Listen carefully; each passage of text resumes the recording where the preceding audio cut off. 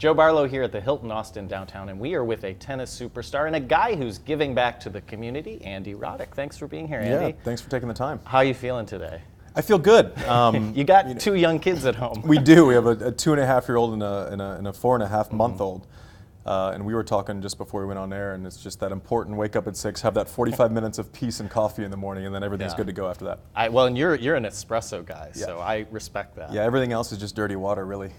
You know? Wow, I feel like you should start a coffee company. That's your slogan. There we go. Well, let's talk about your foundation, because you're doing some great work in helping kids, right? Tell us about the foundation. Yeah, so I've had the Andy Roddick Foundation since I was 17 years old, and there's a huge learning gap between, I guess, affluent parts of Austin and parts that are not so affluent. And the gap is really in the out-of-school time space and the summer space. Even something as simple as a parent being able to work 3 hours more a day, not have to leave work at 2:30 in the afternoon to go pick their child up. And we do work with a lot of single-parent homes, and so that's a big deal. And so we started, and we had 78 kids in 2014 at Pecan Springs, which was a good start for us. And we currently serve 1,500 kids daily across Austin in 3 different schools. And we run 11 different sites for Austin Parks and Recreation. So all high quality programs. The parental buy-in has been so necessary, and we feel like we're making a difference, and it's really fun. That's so good to hear. I want to know, what kind of student were you as a kid?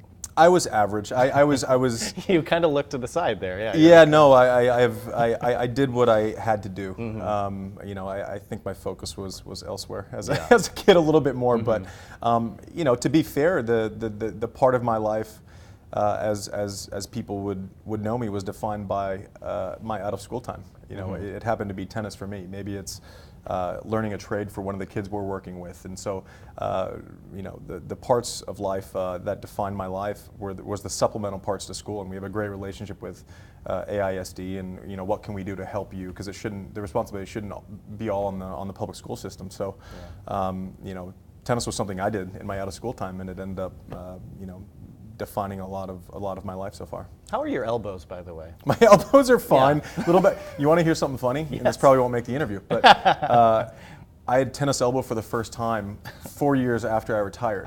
What? And they said it was from, I went to the doctor, and he's trying to figure it out. He's like, what's different? What's changed? I'm like, nothing. He's like, how old's your son? And at that point, I think Hank was like 6 months. Yeah. And he goes, how do you pick him up in his like car seat and stuff? And I go like, that.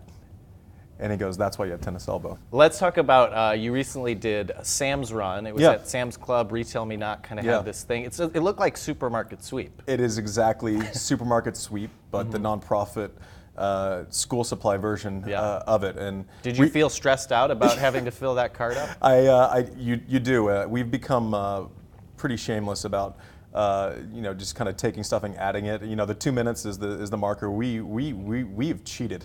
We take more time. But you don't want this getting out. out. No, but it's true. I just, you know, it's for the kids, right? Yeah.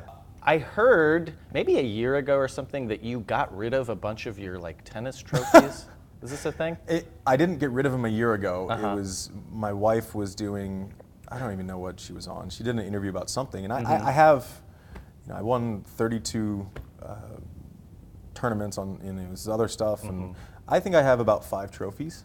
Oh. And it was that I kept, and we moved houses in like 2013, and as I'm going through stuff, it's just like I just got rid of a bunch of them. And it wasn't like you know, people are like, oh my gosh, was it this big dramatic? I don't know. I just got some stuff because we were moving, and it was like, you know, when you move, you throw stuff out. Right. And you know, the ones, you know, I have the U.S. Open trophy. I didn't throw that away. That was the point. It's like, throw away all of them. Like, oh, I kept that one. That one's kind of awesome.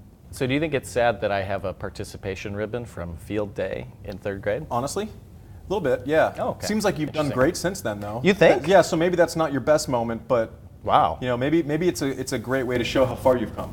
Okay, I have a question to you, because we're kind of both wearing shoes that expose the top of our feet. Yes. Now I felt like I should shave the top of my foot. What do you think? Because your foot looks, I think, better than mine. I can honestly say that Before you asked that question, Yeah. I thought the field hockey participation ribbon was going to be your lowest moment of the interview. It wasn't field hockey, it was field day. Field day. But I can honestly tell you, I've never once thought about shaving the top of my foot. I feel like I think about it a lot because the exposed foot is in. We all agree. Yeah. So is it like a half shave? Because you want it to blend. So it's like a fade? Is it like a I guess these are the questions I have. ankle fade? Got Yeah. it. Okay. I didn't think I was going to talk about ankle fades today, but I feel like yours is good. So you're saying that's all natural. it's You have natural. not trimmed. No. Wow. No. I haven't even thought about it. I ask the hard questions. Yeah, I think that's why people respect me. I got to be honest. I've never answered that question before, and that doesn't happen often. Well, Andy, I think it's great. You're a great guy, and you're doing great things in the community, and thank you so much. Thank you so much. Take care of those elbows. And the ankles. Got it. And the ankles. For more on the Andy Roddick Foundation, call 512-298-1960 or visit their website, arfoundation.org.